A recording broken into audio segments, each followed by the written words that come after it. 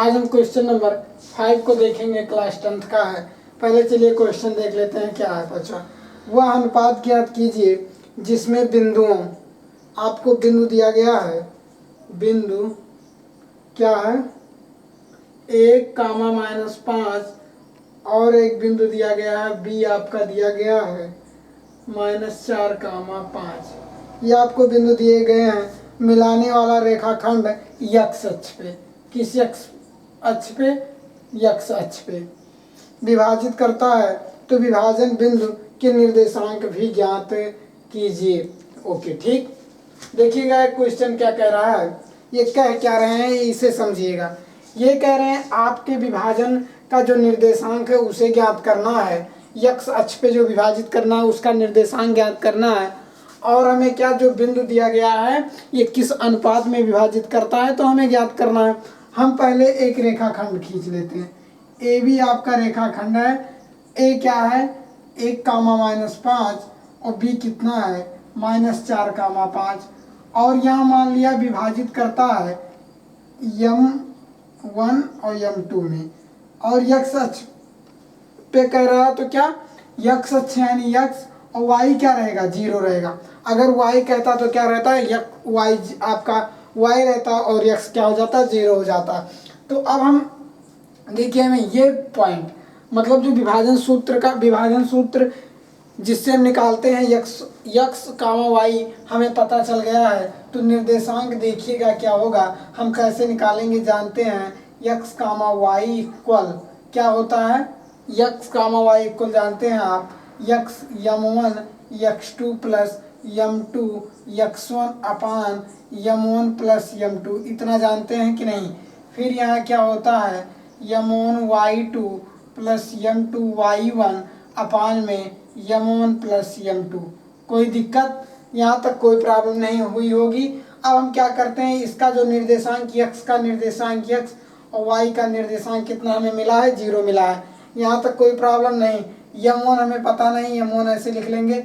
x2 कितना है x2 -4 है, और प्लस M2 आपका कितना है पता नहीं, M2 ऐसे लिख लेंगे। और x1 आपका दिया गया है 1 दिया गया है, और M1 प्लस M2 हमें ज्ञात नहीं। कोई प्रॉब्लम, यहाँ तक कोई प्रॉब्लम नहीं हुई होगी। M1 हमें पता नहीं, y2 आपका 5 दिया गया है, प्लस M2 हमें पता नहीं, और y1 हमारा कितना दिया गया -5 दिया गया है, और M1 M2 हमें ज्ञात नहीं। ठीक, अब क्या कह रहे हैं, ठीक ये तो हो गया। अब देखिएगा एक सबसे अहम पॉइंट, सबसे अच्छा पॉइंट ये है 0 आपका दिया गया है। क्या दिया गया है 0 दिया गया है। क्या दिया गया है 0 दिया गया है। तो यदि हम 0 को लें मतलब y अक्ष को लें तो हमारा M1 और M2 जो है वो ज्ञात करना आसान हो जाएगा कि नहीं हो जाएगा। क्यों हो जाएगा, क्योंकि अगर हमें x की वैल्यू पता नहीं है, अगर x की वैल्यू कोई अचर राशि होती 1, 2, 3, तब तो हम M1 और M2 का मान बहुत ही आसानी से ज्ञात कर लेते। लेकिन देखिएगा पॉइंट यहाँ कि जो हमें x है वो तो पता नहीं, तो हम कैसे ज्ञात करेंगे। देखिएगा y अक्ष को लेंगे, 0 के लेंगे M1 और ये 5 और प्लस M2 और ये -5, कोई समस्या नहीं। M1 और प्लस M2, यहाँ तक कोई प्रॉब्लम हुई होगी तो बताना, नहीं हुई होगी। अब इसको हम क्रॉस मल्टीप्लाई कराते हैं, M1 M2 ये 0 हो जाएगा। क्यों, आप जानते हैं कि यदि किसी भी संख्या में अगर हम 0 का गुणा करा देते हैं तो वो 0 हो जाता है, यानी ये 0 हो गया। और ये 5 M1 और -5 M2 आया कि नहीं, इसको इधर पक्षांतर करेंगे तो क्या मिलेगा 5 M2 मिलेगा, और ये 5 M1 होगा।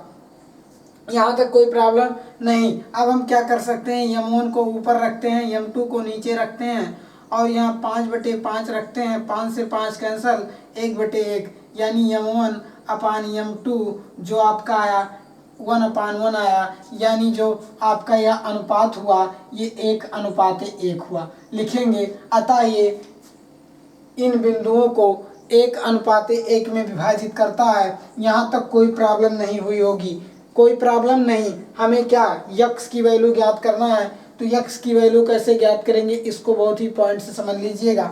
हमें यक्स इक्वल पता है M1 -4 प्लस m2 इंटू में एक तो है, फिर m1 प्लस m1 m2 की वैल्यू हमें पता है, x बराबर m1 कितना 1 -4 का गुणा कराएंगे, m2 भी पता है, मैं 1 का गुणा कराएंगे और m1 m2 पता है। कोई समस्या नहीं, x की वैल्यू जो आई -4 प्लस 1/2, यहाँ तक कोई प्रॉब्लम, -3/2 ये आपका x की वैल्यू आई। अतः लिखेंगे जो निर्देशांक है हमारा -3/2 कामा 0 है। यहाँ तक कोई प्रॉब्लम हुई होगी तो अवश्य बताइएगा, लेकिन यहाँ तक कोई प्रॉब्लम नहीं हुई होगी और आपको इस क्वेश्चन में ये भी समझ में आया होगा कि हमें किस प्रकार से जोड़ना है। ठीक, तो इस क्वेश्चन में आपने कुछ नया सीखा होगा। तो हम चलते हैं अगले क्वेश्चन यानी 6वां क्वेश्चन जो हमारा है उसको देखते हैं क्या है। ये क्वेश्चन अच्छे से समझ में आया होगा, इसमें कोई प्रॉब्लम नहीं हुई होगी। अगर हुई होगी तो आप व्हाट्सएप कर सकते हैं कोई भी प्रॉब्लम होने पर। ठीक है, चलिए हम क्वेश्चन नंबर 6वें को देखते हैं क्या है। बुक ना होने के कारण बार बार इसे देखना पड़ता है, इसलिए चलिए हम क्वेश्चन नंबर 6वें को देखते हैं। ये कह रहे हैं यदि बिंदु 1,2, ठीक, और फिर क्या कह रहे हैं 4,y, फिर कह रहे हैं x,6 और फिर कह रहे हैं 3,5 इसी क्रम में लेने पर एक समांतर चतुर्भुज के शीर्ष हो तो x और y ज्ञात कीजिए। यानी जो आपके x और y ज्ञात करना है, इसे हमें ज्ञात करना है। तो आप जानते हैं हम क्या कर सकते हैं, समांतर चतुर्भुज जानते हैं ना, दो जो उनके आपस में, पहले समांतर चतुर्भुज बना लेते हैं होता क्या। चलिए समांतर चतुर्भुज को बनाते हैं जिसकी दो भुजाएं आपस में क्या हो, समान हो, उसे समांतर चतुर्भुज कहते हैं। और वो कभी भी मतलब समांतर हो और वो रेखाएं कभी एक दूसरे को ना काटती हो तो समांतर चतुर्भुज। देखिए ये ए आपका हुआ ए 1,2, 4,y ये बी हुआ, और सी जो आपका हुआ x,6 और ये आपका डी जो हुआ 3,5। इसे हम इसके शीर्ष को मिला देंगे और इसके शीर्ष को, तो देखिएगा ये क्या हुआ। अगर हम यहाँ से, हाँ एक चीज़ और बहुत ही पॉइंट की बात हुई, रुकिएगा हम बता रहे हैं आपको क्या करना होगा।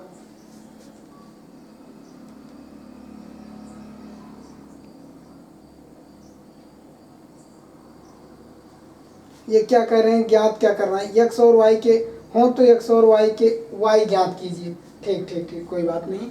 हमें क्या ज्ञात करना है, x मतलब ये क्या ज्ञात करना है, हमें जो x और y है ये ज्ञात करना है, ये ज्ञात करना है। हाँ मध्य बिंदु, अब ये जो अगर हम ये मध्य बिंदु पता चल जाए कि इन दोनों का मध्य बिंदु कितना है तो हमें x और y का मान मिल जाएगा। तो हमें हाँ मध्य बिंदु का निर्देशांक के ज्ञात करने का सूत्र मध्य, ये अब इसी क्वेश्चन में प्रयोग होगा इसीलिए बताते रहे। मध्य बिंदु के निर्देशांक का सूत्र क्या होता है जान लीजिएगा। x बराबर आपका होता है x1 प्लस x2 अपान में 2 और y बराबर होता है y बराबर क्या होता है y1 प्लस y2 अपान में 2 होता है। ठीक, तो हमें अब देखिएगा अगर हम इन दोनों के मध्य दूरियों को आपस में बराबर दिखा दें तब ये क्या हो जाएंगे। अगर हम AC के मध्य बिंदु का निर्देशांक और BD के मध्य बिंदु का निर्देशांक यदि हम दिखा दें तो ये समांतर चतुर्भुज तो हो जाएगा। ठीक, तो हम क्या करेंगे,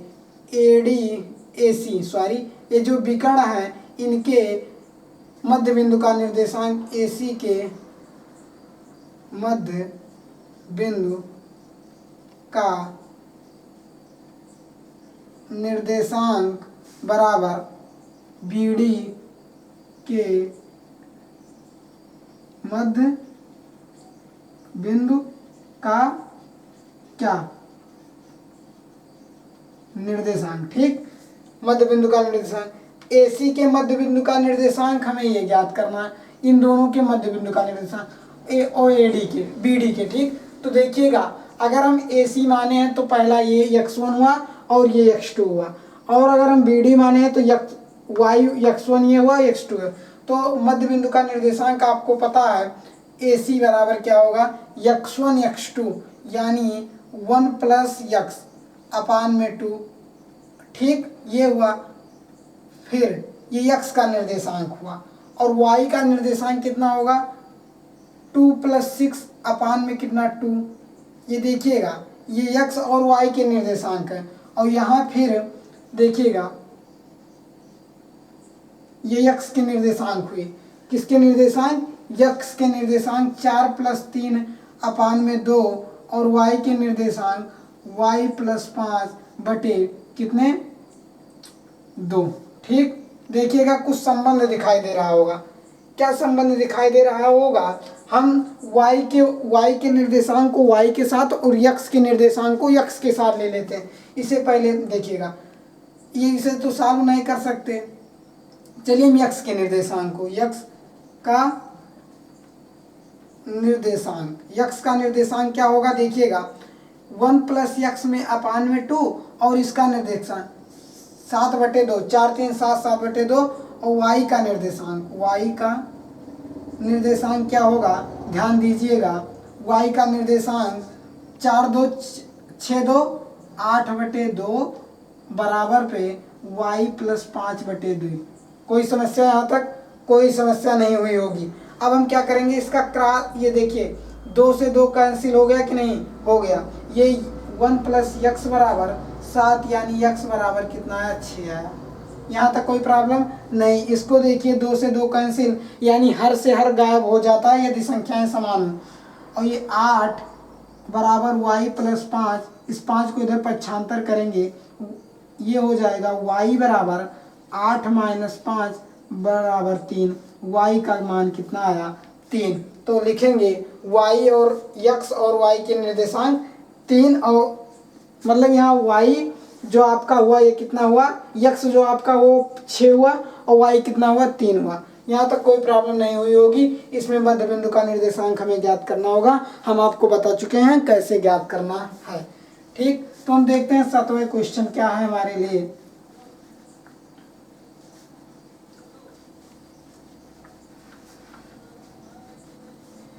7वां क्वेश्चन क्या है देखेंगे। आज एक्सरसाइज खत्म हो जाएगी। ये कह रहे हैं बिंदु ए के निर्देशांक ज्ञात कीजिए। बिंदु ए के निर्देशांक ज्ञात कीजिए जहां ए बी एक वृत्त का व्यास है और जिसका केंद्र 2, है तथा बी के निर्देशांक देखिएगा, ध्यान से देखिएगा क्या कह रहे हैं। ये आपका एक वृत्त है और हमेशा जान लीजिए वृत्त 2 डायमेंशनल होता है, मतलब द्विविमीय होता है। ये देखिएगा इसका व्यास हुआ ए बी, क्या कह रहा है, कह रहे हैं ए बी जो आपका है व्यास है, ए बी क्या व्यास है और इसका एक केंद्र भी होगा। ए बी व्यास है, कह रहे हैं केंद्र जो हमारा ओ है ये कह रहे हैं 2, -3 है, ठीक। और बी जो कह रहे हैं 1, 4 है और हमें एक्स को ए को ज्ञात करना है, ठीक। ए को क्या करना है, ज्ञात करना है। हाँ, ए के निर्देशांक को ज्ञात कीजिए। तो ए के निर्देशांक को ज्ञात करना है यानी ए का निर्देशांक हमें तो पता नहीं, एक्स और वाई में होगा, तो इसी का निर्देशांक हमें पता करना है। देखिए मध्य बिंदु ए बी एक अगर बात करनी हो, अगर एक जैसे ये मान लीजिए मार्कर है, इसका बिंदु कुछ है, इसका बिंदु कुछ है। अगर हम कहें इसका जो केंद्र है ये हमें पता है, तो आप इसको ज्ञात करिएगा तो क्या करिएगा, ध्यान दीजिएगा कि क्या करिएगा आप ये करिएगा कि ये जो बिंदु ए है और बिंदु बी, इसके मध्य केंद्र पता है, तो अगर हम इसके मध्य बिंदु का अगर सूत्र पा जाते हैं, फार्मूला पा जाते हैं, तो मैं बी, चाहे बी दिया हो चाहे ए दिया हो, हम एक बिंदु ज्ञात कर सकते हैं, या अगर हमें ए बी पता हो तो हम केंद्र ज्ञात कर सकते हैं। तो लिखेंगे मध्य बिंदु का निर्देशांक। आपको यहाँ कुछ भी समझने की आवश्यकता नहीं। देखिए ये चित्र में आपको लिखा गया इसलिए हम कुछ लिख नहीं रहे। मध्य बिंदु का निर्देशांक x, y इक्वल आप जानते हैं x1 प्लस x2 अपान में 2 और y1 प्लस y2 अपान में 2 होता है। ठीक, यहाँ तक कोई प्रॉब्लम नहीं हुई होगी। देखिएगा केंद्र का निर्देशांक हमें पता है, मध्य बिंदु यही तो है, तो केंद्र का निर्देशांक 2 माइनस 3 और यहाँ x1 और x2 ऐड कर लीजिए, x1 और x2 ऐड कर लीजिए, y1 और प्लस y2 ऐड कर लीजिए। देखिएगा एक बार x के निर्देशांक को लीजिएगा और एक बार y के निर्देशांक को लीजिएगा, इस दोनों का क्रॉस मल्टीप्लाई कीजिएगा। देखिएगा 4 बराबर x प्लस 1, इसको हम इधर करेंगे x बराबर कितना आ जाएगा 3 आ जाएगा। कैसे आया, जब हम 1 को पक्षांतर करेंगे 4 के साथ तो ये 4 प्लस में है और 1 जब प्लस में है इधर आएगा माइनस में हो जाएगा। उसी प्रकार हम y के साथ करते हैं, -3 को लेते हैं, y प्लस 4/2, 3 दूनी 6 और 4 धन y धन 4 और ये क्या करेंगे 4 को पक्षांतर करेंगे यानी आपका -6 और -4 बराबर y यानी 10, y बराबर -10। ठीक, तो a के निर्देशांक कितने आपको मिले, x कामा और 3 कामा माइनस 10 मिले, 3 कामा माइनस 10 मिले। किसके निर्देशांक, a के निर्देशांक। यहाँ तक कोई प्रॉब्लम नहीं हुई होगी। ठीक ठीक ठीक, चलिएगा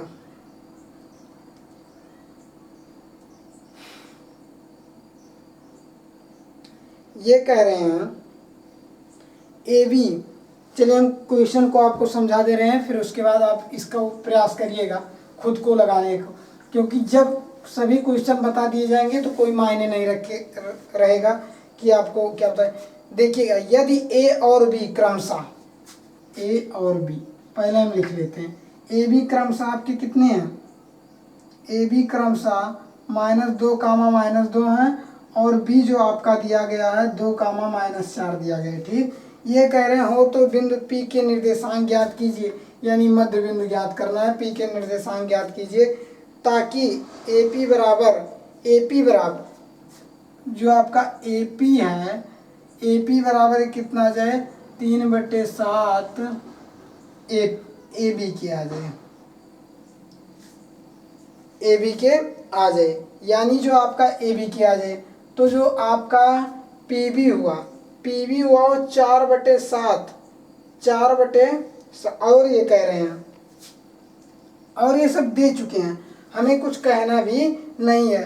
तो ये कह रहे हैं जो PB है आपका, PB बराबर 4/7 AB के। ठीक, ये कह रहे हैं, हमें कह रहे हैं तो किसका निर्देशांक, हमें P का निर्देशांक ज्ञात करना है। P के निर्देशांक ज्ञात कीजिए। तो हाँ ठीक ठीक ठीक ठीक ठीक, तो P के निर्देशांक देखिएगा 2 और 2 + 2 यानी 0/2 हो जाएंगे और 4 - 4 6/2, तो उसका कोई मतलब नहीं रहेगा। देखिएगा ये P के निर्देशांक को विभाजित करते हैं। यहाँ से गौर से समझिएगा। देखिएगा ये जब आपके इस प्रकार क्वेश्चन आए तो आप जान लीजिए विभाजन सूत्र ही हमें यूज करना है। आपको AP पता है, AP जो है ये 3/7 मतलब देखिएगा AP जो है PB के बराबर है, PB के बराबर है, यानी जो AP है 3/7 AB के है और जो PB है ये 4/7 AB के है। तो ये 7 से 7 कैंसिल, यानी 4/3 AB बराबर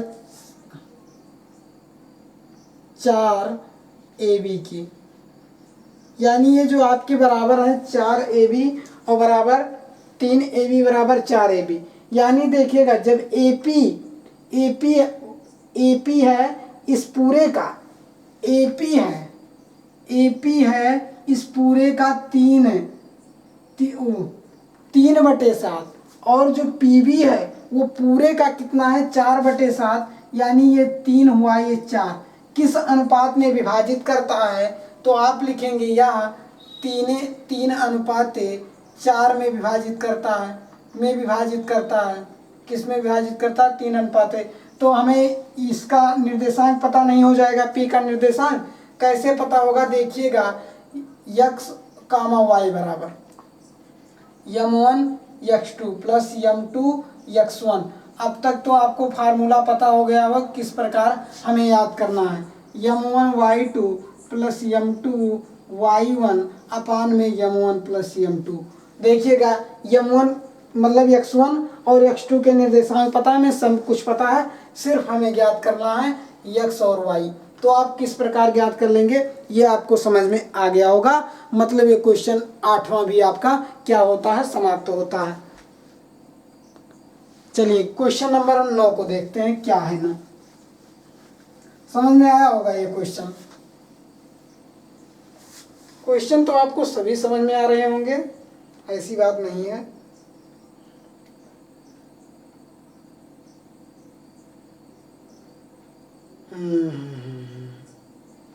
देखिएगा बिंदु कर रहे हैं ए, जो आपका a -2, और b जो आपका है 2,8 ये भी आपको बता चुके हैं। को जोड़ने वाले रेखाखंड AB को 4 बराबर भागों में विभाजित करने वाले बिंदुओं के निर्देशांक आपको ज्ञात करना है। क्या ज्ञात करना है,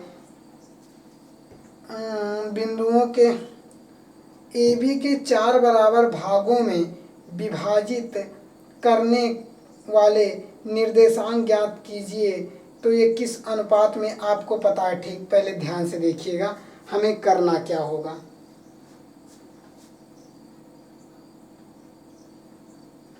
पहले हम एक रेखा बना लेते हैं, मतलब एक रेखाखंड खींच लेते हैं AB और इसको 2 -2, और B 2,8, हम 4 बराबर P Q R।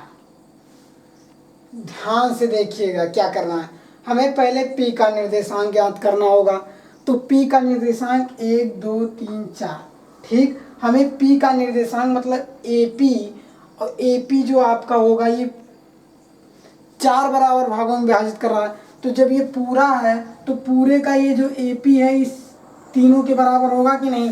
तो AP अनुपात है PB के, यानी जो आपका अनुपात होगा 1:3 होगा इस P के लिए। किसके लिए, P के लिए, ठीक। यहाँ तक कोई प्रॉब्लम। P के लिए जो आपका अनुपात होगा तो P का निर्देशांक आप m1 x2 वही विभाजन सूत्र से ज्ञात कर लेंगे। P का निर्देशांक x1, x, ये P का निर्देशांक आपको पता हो जाएगा, ये आपको पता है, ठीक। अब हम क्या करेंगे, इसका निर्देशांक, अब हमें Q का जब निर्देशांक पता करना होगा, किसका निर्देशांक, Q का। तो हम क्या करेंगे,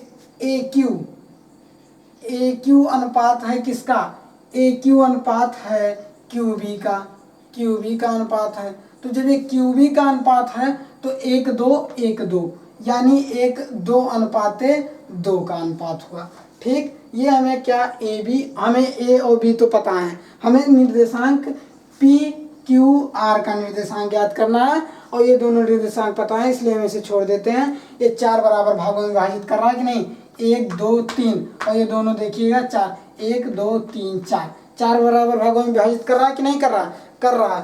तो देखिएगा पहले हम P के निर्देशांक को ज्ञात करेंगे।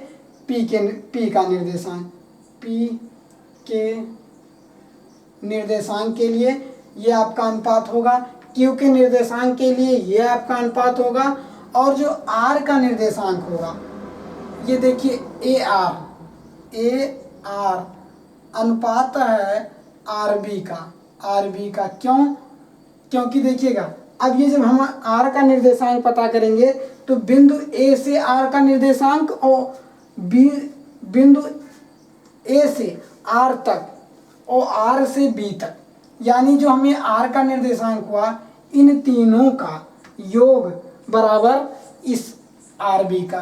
तो ये 3 अनुपाते क्या हो जाएगा, ये R का निर्देशांक हुआ, ये Q का निर्देशांक हुआ, और ये किसका निर्देशांक हुआ, यानी जो अनुपात हुआ, किसका अनुपात हुआ, P का। तो आपको तीनों के अनुपात पता है। कैसे अनुपात मैंने आपको बता दिया है। विभाजन सूत्र का प्रयोग कर आप इन अनुपातों को प्रयोग करके इसका क्या लिख सकते हैं, मान लिख सकते हैं। P का निर्देशांक, Q का निर्देशांक, R का निर्देशांक बहुत ही सिंपल तरीके से डिफाइन कर सकते हैं।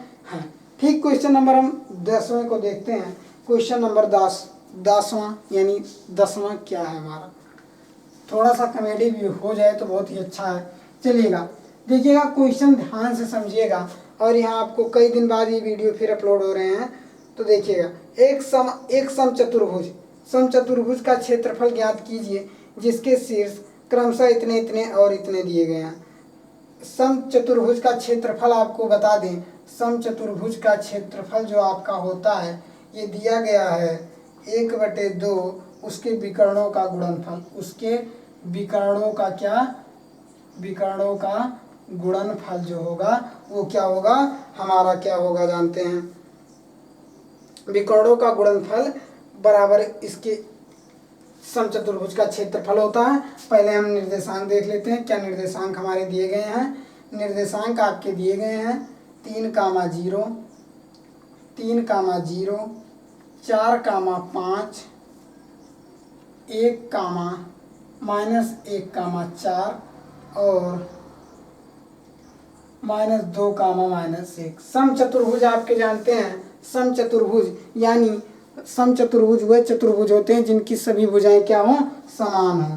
तो समचतुर्भुज आप बना लेंगे, किसी भी प्रकार का समचतुर्भुज आपका हो सकता है। देखिएगा ये समचतुर्भुज है, क्यों है, क्योंकि आपके देखिएगा इस प्रकार भी आपके समचतुर्भुज बन सकते हैं। यानी समचतुर्भुज आपका एक वर्ग भी होता है जिसकी सभी भुजाएं क्या हों, समान हों। समचतुर्भुज का रहता है ABCD, यानी देखिएगा सॉरी, इसे जिस प्रकार हम लिखते हैं उसे ABCD। ठीक, तो देखिएगा A आपको पता है 3, 0, B आपको पता है 4, 5, C आपको पता है -1, 4 और D आपको पता है -2, -1। देखिएगा AC आपका विकर्ण और BD आपका विकर्ण, अगर इन दोनों को पता चल जाए इनका गुणनफल जो होगा वो इसका क्षेत्रफल होगा आधे के। तो देखिएगा विकर्ण की AD AC के बीच की दूरी हम निकाल लेंगे।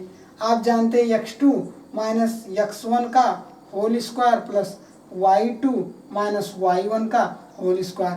AC के बीच की दूरी और BD के बीच की दूरी को निकाल कर ये जो आपके विकर्ण हो जाएंगे इसको हम इसमें गुणा करा देंगे। जैसे इसका आया 5 और इसका आया 6, तो हम सब चतुर्भुज का क्षेत्रफल लिखेंगे 1/2 × 5 × 6 यानी 3 दूनी 6 यानी ये 15। ये मैंने खुद ही माना है, इसमें आपको कोई प्रॉब्लम नहीं होगी। ये मैंने कैसे बताया आपको कैसे लगाना है। वीडियो को ज़्यादा लंबा करने से कोई फ़ायदा नहीं, सिर्फ आपको समझ में आना चाहिए कि किस प्रकार लगेगा। ये आपको बात समझ में आ गई होगी।